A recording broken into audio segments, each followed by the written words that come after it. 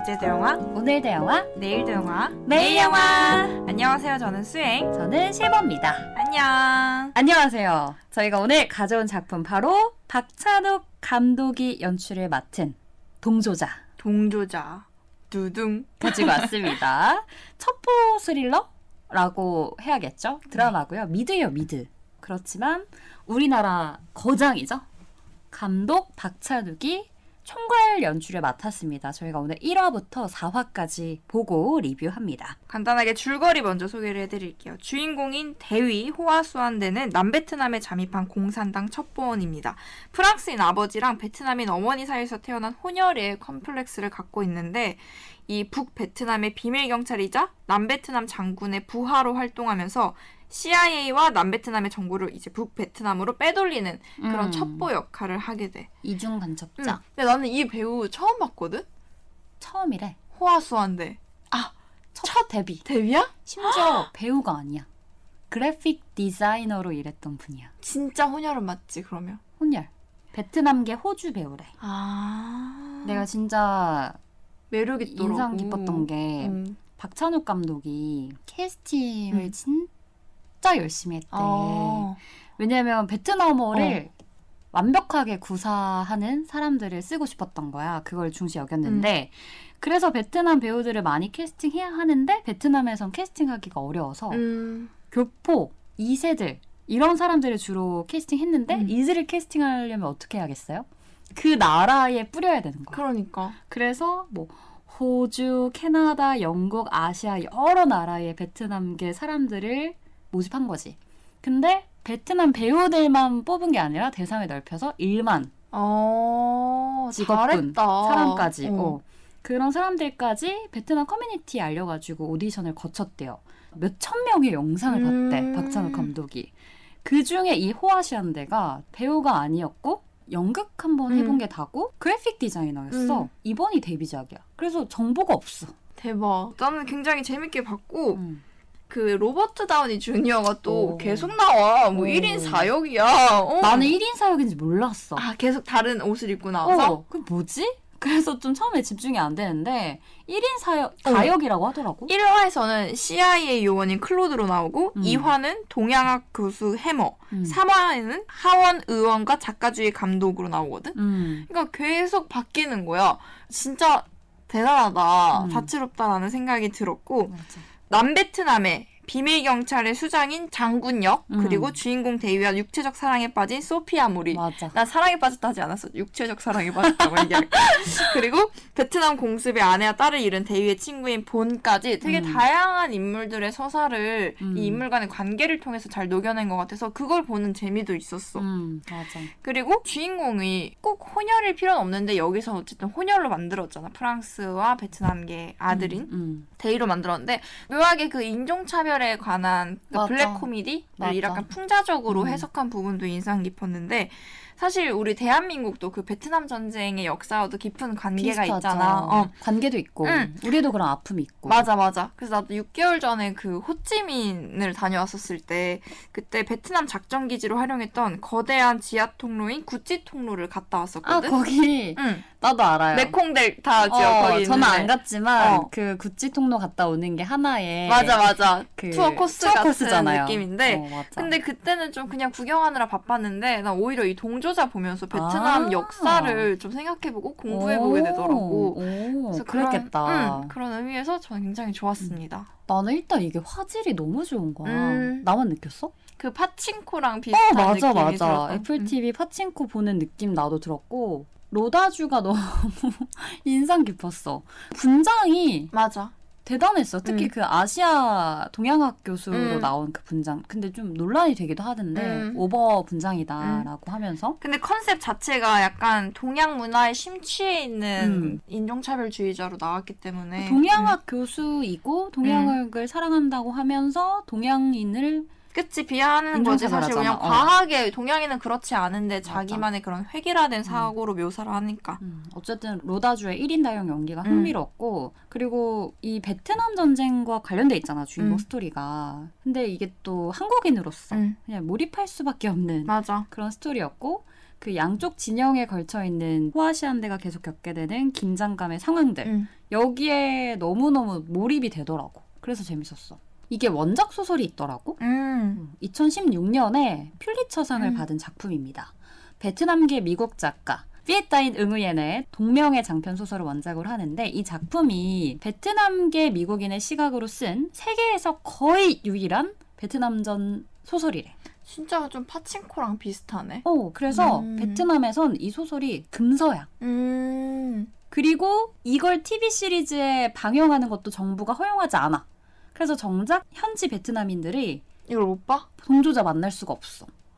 그러니까 베트남이 아직 공산국가여서 그런 공산주의라서. 거지. 그리고 이게 1화부터 7화까지 시리즈로 나왔는데 또 특이해요. 박찬욱 감독이 총괄 프로듀서를 맡고 있지만 1화부터 3회까지는 박찬욱 감독이 직접 연출을 맡고 4회는 브라질 출신의 페르난도 메이렐레스 감독이 맡았고요. 또 5화부터 7회는 영국 출신의 마크 먼든 감독이 연출을 맡았다고 해. 이렇게 좀 공동 나눠서 연출을 맡았더라고. 이것도 좀 특이해요. 맞아. 이렇게 근데 어차피 나는 시리즈를 이런 전쟁 시대극이잖아. 어쩌면은 한 감독이 연출하는 것보다 다양한 감독이 같이 함께 공동 작업하는 게 한쪽으로 그런 사고가 치우치지 않고 객관적으로 묘사할 수도 있지 않을까 이런 생각도 동시에 들더라. 그래서 좀 궁금해. 바뀌려나? 비교가 좀 비교할 수도 되려나? 있겠지. 궁금한 것도 있더라고요. 자, 그렇다면 어떤 인물이 인상 깊었나요? 우리의 로버트 다우니 주니어 바빴습니다. 로다주. 1인 4역 하느라 로다주라고 얘기를 할게요. 이 4명의 로다주가 한 번에 등장하는 장면에서는 박찬욱 감독 특유의 블랙 코미디 장면이 느껴지기도 했는데 사실 이게 어쨌든 전쟁이라는 시대적 상황을 다루고 있다 보니까 무겁고 처질 수도 있는데 중간중간 유머러스한 부분도 분명히 등장을 하잖아. 맞아. 그래서 박찬욱 감독이 의도한 거는 결국에는 성공한 백인 남성들은 곧 미국 자본주의를 대표하는 한 사람에 불과하다라고 생각을 했대. 그런 의도야? 그렇게 인터뷰를 했는데 4화 이후부터 이게 더 재밌게 나온다고 하니 기대하셔도 좋겠습니다. 궁금하네. 근데 로다주 연기 다 좋았어. 로다주가 보니까 2024년도 아카데미상을 수상했는데 출연료가 회당 한 화로 28억이래. 한 회? 그러니까 7회되면 이 한 회? 그치. 1회만? 1회당 28억이니까 7회면은 한 200억 정도. 대단하다. 근데 로다주가 아이언맨으로서 이제 안 나오잖아. 죽었잖아. 되게 잘한 것 같아. 아이언맨으로서의 행보를 끝내고 그 뒤로 로다주가 나오는 역할들을 보면 진짜 다채롭거든? 맞아. 우리 같이 리뷰한 오펜하이머에도 나왔어요. 맞아. 오펜하이머도 그렇고 이번 동조자에서도 그렇고 아이언맨이 잘 생각이 안 나지 않아? 특히 동조자에서 그랬어. 맞아. 나도 전혀 생각 안 났고 나는 오펜하이머에서 좀 소름 돋았거든. 로다주의 연기가. 근데 이번 동조자까지 보니까 오 진짜 잘한 것 같아. 4명 역할이 다 자연스러웠어. 저는 호아시안대를 픽해봤는데 극중에서는 파란 눈의 베트남 대위이자 이중간첩 역할을 하고 있어요. 실제로 베트남계 호주 혼혈이고 극중에서도 프랑스와 베트남이 섞인 혼혈로 나옵니다. 그래서 파란 눈이 진짜 인상적이야. 영어와 베트남어를 모두 능숙하게 구사하는 사람으로 나오는데 베트남어 그냥 베트남인이더라고. 그치. 톤도 이렇게 맞아. 바뀌고 또 영어도 그렇게 잘하고 그래서 왜 이 사람이 그래픽 디자이너였는데도 불구하고 캐스팅했는지 알겠고 근데 그 베트남어를 찰떡같이 구현하는 거 그거를 떠나서라도 연기를 너무 잘해. 그러니까 예를 들면 극중에서 이중간첩자이기 때문에 계속 어느 곳에도 속하지 못해서 스스로 자아분열을 느낀다라던가 중간중간에 뭔가 약한 모습들이 나오거든. 그런 심리 묘사를 하는데 연기를 하는데 몰입하게 되는 거야. 내가 다 안쓰러워지는 거야. 그의 얼굴을 보면서. 맞아. 매력 있어 굉장히. 그래서 굉장히 그의 연기가 인상 깊었고 호아시안대는 장군의 의심을 사지 않을 정도로 충심으로 그를 모시면서 모든 정보를 빼서 북베트남이 전쟁을 승리로 이끌게 하지만 월남패전 후에 장군을 따라 미국으로 같이 망명하라는 당을 그 명령을 받고 또 이제 스파이 임무를 수행하는 연기를 합니다. 앞으로 어떤 작품 나올지 좀 기대가 돼요. 이미 알려진 배우보다 나는 이렇게 새로운 얼굴들 나오는 게 페이스. 너무 좋아. 그리고 동조자가 지금 워낙 또 화제가 되고 있잖아. 그래서 이 호아시안대가 이미 헐리우드에 어느 정도 인지도를 좀 좀 쌓지 썼지 않았을까? 이번 작품으로. 연기력도 입증받았고요.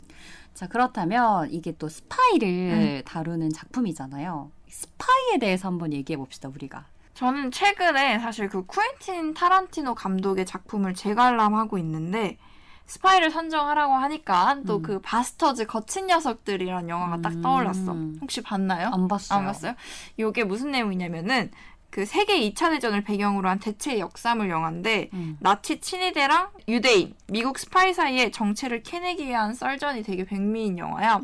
그래서 결국엔 그 나치즘을 비판하는 영화가 주를 이루는데 여기에 쇼사나라는 극장을 운영하는 젊은 여성이 등장을 해. 근데 사실은 이도 프랑스계 유대인 출신인 거지. 그래서 이 나치 장교들을 자신의 영화 극장에 불질러서 다 폭발시켜서 죽이려는 그런 목표를 갖고 있어. 그래서 결국에는 그게 성공을 하긴 하는데 쇼사나도 결국 죽거든. 그래서 딱 이 스파이물 하면은 바스터즈 거친 녀석들이 떠올라서 혹시 뭐 보신 분들이 아마 대부분 많겠지만 안 보신 분들은 꼭 보면 좋겠다. 좋습니다. 우리 수행이 추천하는 영화 뭐라고요? 바스터즈 거친 녀석들입니다. 바스터즈 거친 녀석들. 저도 한번 보겠습니다. 좋아요.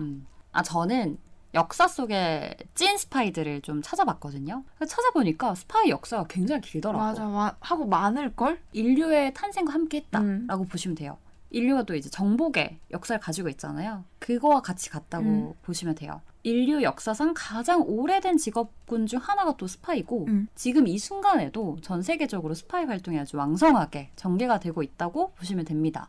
전통적으로 스파이가 뭐 하는 사람이냐를 보면은 자국의 안보와 국익 보호를 위해서 적성국의 정보를 비합법적으로 수집해서 역공작을 하는 활동을 의미하는데 지금은 사실 유일한 분단국가지 우리가 전 세계에서. 그럴 거야. 때문에 지금은 적성국을 상대로 그 역공작하는 게 아니라 개념 자체가 뭐 제3국, 이런 우방국 이런 나라로 대상이 확대가 된 거죠. 그리고 과거에는 냉전식이 있죠. 냉전 시대에는 군사 정보를 수집 분석해서 역공작하는 데 전개했다면 현재는 정치, 경제사회, 과학문화 이런 모든 분야에서 이제 정보를 획득해서 역공작하는 그런 전개를 펼치고 있다고 보시면 되겠습니다. 실제 역사 속의 스파이들은 정말 세계사를 다시 쓰게 할 정도로 대단한 인물들이 많았는데 종류도 참 다양해요. 전쟁의 승패를 결정한 스파이도 있었고요. 조국을 배신한 스파이도 있었고 같은 여성으로서 좀 안타깝지만 세상을 희롱한 여성 스파이 이런 캐릭터들도 있었거든요. 그중에 제가 가져온 인물은 바로 조지 블레이크라는 인물이에요. 조지 블레이크라는 인물이 전설적인 이중 간첩 스파이 역할을 했던 인물이에요. 영국과 소련을 오가면서 이중 간첩 역할을 했죠. 예뻤나요? 남자입니다. Sorry, George. 남성입니다. 냉전 시대 대표적 이중 간첩으로 알려졌는데 소련에서는 국민 영웅 대접을 받는데 영국에서는 이제 평생 배신자로 불리죠. 사상 자체가 공산당 그쪽인가 보네요. 사회주의. 2020년에 돌아가셨거든요. 2020년이면 최근이잖아. 그때 돌아가셨을 때도 전 세계의 언론사들이 그의 부고 기사를 냈을 정도로 스파이 중에 전설로 불리우는 그런 인물인데 향년 98세 나이로 2020년에 돌아가셨습니다. 근데 나는 이렇게 생각해. 사실 스파이도 개인적으로 봤을 때 그 시대의 희생양이다. 직업의식인 거지. 제 직업이었던 거지. 그치. 진짜. 사실 정말 희대의 배신자지. 어떻게 보면은 한 국가에게는 그럴 수 있겠지만 결국 이들도 살아남기 위해서 한 행동이잖아요. 시대의 희생양이다. 우리도 왜 전쟁 역사를 가지고 있는 국민이기 때문에 보면은 그 시대에 뭘 위해서 그 사람들이 스파이 짓을 했겠... 물론 스파이를 우호하는 건 아닌데 먹고 살기 위해서 맞아. 힘이 없으니까 앞잡이 짓을 한 거잖아요. 물론 그들을 우호하지 않습니다. 절대로. 근데 더 들여다보면 어쩔 수 없이 가족을 지키기 위해서, 나를 지키기 위해서, 내 사랑하는 이 자식들 아내를 지키기 위해서 했던 사람들도 있지 않았을까. 결국 전쟁이란 내전이란 이런 시대의 희생양이지 않을까. 이런 생각을 나는 해. 그런 거 유명한 거 있잖아. 그 나치 때도 군인들이 그렇게 많은 유대인들을 죽였는데 어떻게 그렇게 했냐고 하면은 자신은 그냥 상사의 명령을 따르는 따랐을 뿐이다. 군인일 뿐이다. 나는 군인이기 때문에 해야 할 일을 한 것뿐이다 라고 얘기를 하는데 어쨌든 나치가 패망하고 나서 나치즘이었던 사람들은 다 처형되긴 했지 사실은. 맞아. 음. 뭐 걔 중에는 어떤 개인적인 사사로운 욕망을 채웠던 스파이 짓을 했던 사람도 있을 테지만 멀리 봤을 땐 어떤 관점에서 보느냐에 따라 다른 것 같아. 어떤 관점에서 봤을 때는 그들도 결국 희생양이지 않았을까 그런 생각도 하고 결국 가장 혼란스럽고 고통스러웠던 건 그 스파이들 아니었을까? 어느 곳에서도 속할 수 없는 그런 고통을 운명처럼 받아들이고 살았을 거잖아. 그런 거 생각해보면 좀 안타깝기도 하고 정착할 수 없지. 그리고 계속 나는 누구인가 이런 질문을 계속 할 것 같단 말이지. 극 중에 호화시하는 데만 보더라도. 맞아. 소피아와 사랑을 나누잖아. 그쵸. 근데 소피아도 마침 자유로운 영혼이었어. 맞아. 서로 막 책임은 안 져도 되는 그런 관계인 거잖아, 그치? 근데 발전해 나갈 것 같지 않아? 좀 궁금해. 뒤에 어떻게 될지. 둘의 소피아와의 관계가. 대위와 소피아. 호화시한데는 육체적 사랑 그 이상으로 정신적 사랑도 나누고 싶어 하는 것 같은 게 중요한 순간에 자기 여자친구로서 공식 석상에서 맞아. 팔순잔치 이런 거 다 데려가더라고. 소피아한테 나랑 같이 가지 않을래? 이렇게 얘기하고 또 그녀를 바라보는 눈빛? 이런 게 좀 진실돼 보였단 말이지. 꽤나?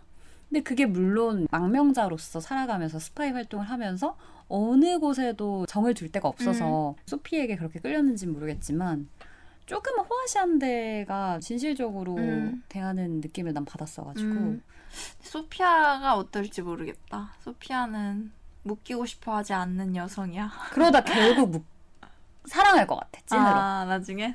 그러다 비글 맞아. 잘 말 나왔다. 잘 말 나왔다.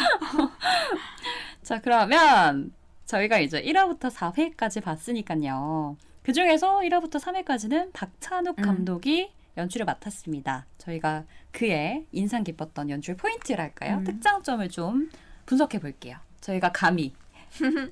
박찬욱 감독님은 한 인터뷰 찾아보면 항상 다 신사야. 신사. 복장이? 복장도 그렇고 말하는 것도 그렇고 되게 굉장히 젠틀하고 그런 느낌? 그리고 또 본인만의 좀 독특한 유머러스함을 영화로 표현을 해내는데 사실 한국 작품 같은 거 보면은 갑자기 그 친절한 금자씨가 떠오르네. 너나 잘하세요 이런 대사들 그리고 JSA 공동경비구역에서도 이병헌의 그런 우스꽝스러운 모습들 그리고 뭐 올드보이, 박쥐 그래서 굉장히 그 영화 곳곳에 어두운 배경과는 대조되는 근데 그 어두운 배경 속에서도 웃긴 대사들과 유머러스함이 나온단 말이야. 블랙 코미디라고 해야 되나? 그래서 그런 연출이 이번 동조자에서도 잘 드러나지 않았나 이런 생각이 들었어. 그리고 나는 그 동조자 인상 깊었던 연출이 자막 같은 것들이 굉장히 재밌게 나오는 거야. 컬러풀하게 나오잖아, 자막들이. 인지 못했어. 아, 그래? 그랬어? 자막들이 컬러풀하게 나오는데 나는 이게 퀸틴 타란티노 감독의 영화들을 최근에 계속 봐서 그런지 이게 오버랩이 많이 됐어. 퀸틴 타란티노 감독도 그렇게 해? 되게 자막도. 왜 자막을 컬러풀하게 해? 자막은 그냥 서비스잖아. 그 감독 스타일인 거지. 그리고 이 퀸틴 타란티노도 굉장히 유머를 많이 쓰거든, 영화에서. 이 둘이 혹시 연관이 있나 해서 검색을 해봤더니 1994년에 퀸틴 타란티노 감독이 펄프 픽션 영화 때문에 내한을 한 적이 있는데 그때 박찬욱 감독이랑 만났었더라고. 그래서 둘이 막 인터뷰도 하고 했었대. 그래서 굉장히 두 감독 모두 자기만의 색깔이 있고 또 그러면서도 공통점과 차이점이 공존하는 매력 있는 감독이지 않나 이런 생각이 들었어. 그리고 나는 이 박찬욱 감독도 좋은 게 영화 음악 많이 신경 쓴다는 게 확 느껴졌어. 헤어질 결심.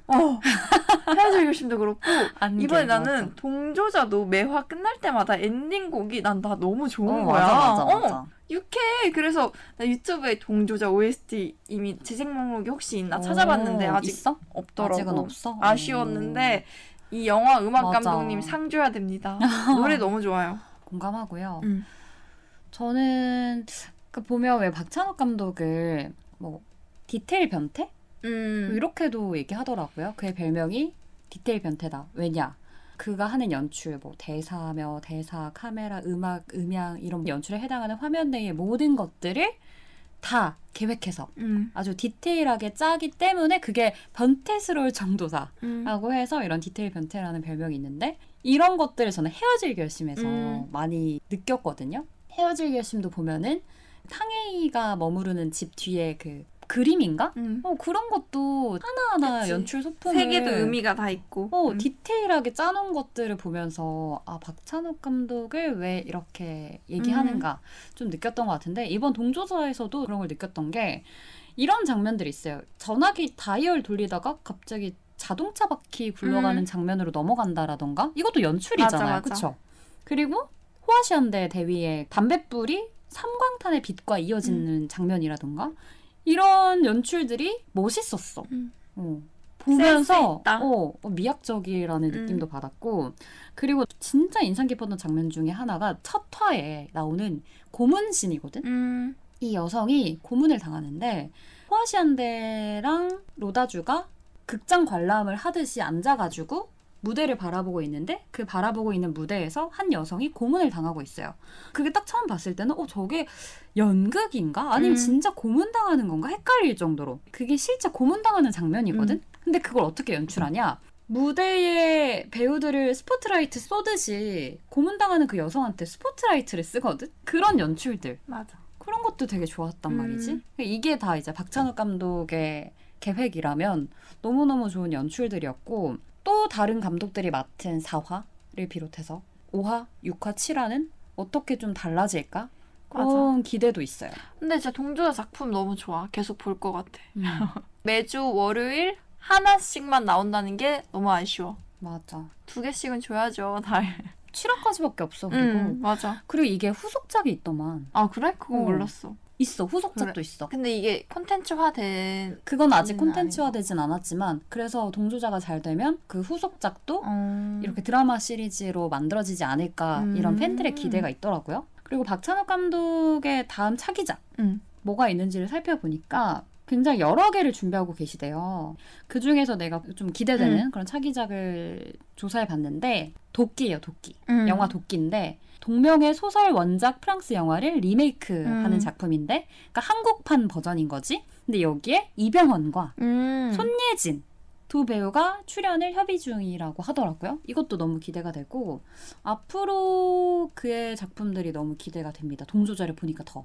사실 헤어질 결심 이후로 난 처음 봐. 아 작품을? 헤어질 결심 아니 실제로 감독이 내놓은 연출한 작품이 헤어질 결심 이후로 처음 아닌가요? 처음일 거예요 아마. 그렇죠. 네. 앞으로의 그의 차기작도 너무너무 기대가 됩니다. 그리고 이미 한국 영화계를 넘어가신 것 같아요. 그쵸. 그러니까 국내를 넘어서 지금 뭐 미국에서도 아니 영국 BBC에서 리틀 드러머걸 이 드라마를 연출도 맡았더라고요. 그러니까 이번이 글로벌 연출이 2번째야. 진짜 대한민국의 감독 중의 거장이다라고 볼 수 있을 것 같습니다. 자, 그럼 최고의 1분 꼽아볼게요. 저는 3화 사랑하거나 떠나거나 편에서 완소령의 치매 어머니는 2층에서 아무것도 모른 채 담배를 피고 있고 그 아래서는 이제 장군으로부터 완소령을 암살하는 명령을 받은 호아시안대가 이 감정적인 동요 끝에 눈을 보면 넌 결국 못 죽일 거야 하는데 맞아. 결국 총을 쏘잖아요. 이후부터 데이는 이 완소령의 허상을 마주하게 되는데 그 나이스 버거라고 하는 그 봉지랑 같이 나오잖아. 맞아. 그래서 되게 대비되면서 인상 깊었어. 엄마는 2층에 있고 1층에서는 아들이 그렇게 총에 맞아 죽고. 나도 그 장면이 최고의 1분이었는데 진짜 통했네. 왜냐면 나는 그 장면 보면서 아 진짜 호아시안대도 희생양이구나. 그러니까 총질 못하는 스파이야. 사람 함부로 쉽게 죽이지 못하는 천성을 가지고 있거든. 그런 천성이 너무너무 착하디 착한 여린 그런 호아시안대가 어쩔 수 없이 암살까지 해야 되는 지경에 이르르잖아요. 그런 게 너무 안타깝더라고요. 맞아. 그리고 집에 돌아와서 그 두리안 깨먹는 거. 맞아. 에휴. 그 총구를 겨눈 채로 방아쇠를 당기지 못하는 호아시안대 표정이 클로즈업 되는데 너무 그냥 애기 같아. 어쩔 줄 몰라해. 맞아. 눈동자가 흔들려. 맞아. 그 파란 눈동자가 흔들리는데 그런 연출들이 좋았다. 통했습니다. 우리의 최고 1부는 3화에 등장합니다. 네. 자, 저희가 이렇게 박찬욱 감독이 연출을 맡은 현재 쿠팡 플레이에서 제공되고 있는 로버트 다우니가 출연한 베트남 전쟁과 관련된 이야기 동조자 첫 스릴러블 동조자 다뤄봤고요. 저희 또 다음에 좋은 작품으로 가지고 올게요. 저희는 어제도 영화, 오늘도 영화, 내일도 영화, 매일 영화.